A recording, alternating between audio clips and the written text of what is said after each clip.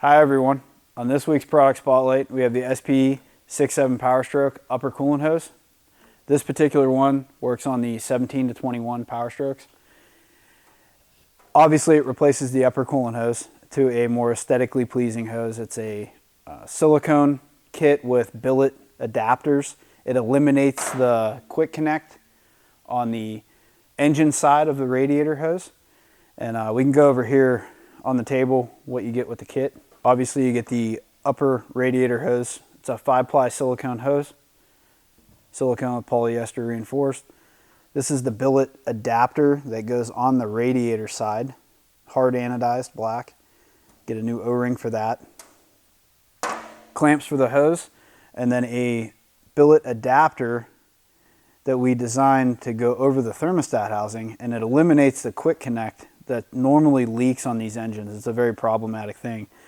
We essentially adapt it to a standard hose and clamp style connection just to make it more reliable. That was the main thing. So not only is it aesthetically nicer, it also makes the upper coolant hose a lot more reliable. All right, now that we kind of went over what you get in your kit, we'll show you real quick on the truck kind of what it looks like aesthetically. Here you can kind of see where the hose starts, connects to the rad. You have the billet adapter. It utilizes the factory, essentially it's a spring clip is what they call it. Utilizes the factory one, locks right in. Hose is well attached.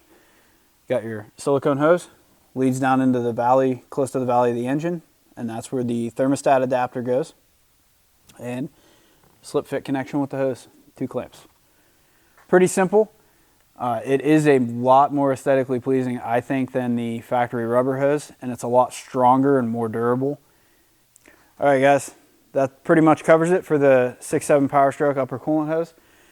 Currently, right now, we have the 17 to 21 that will be available on the website. The 11 to 16 will be coming out very soon.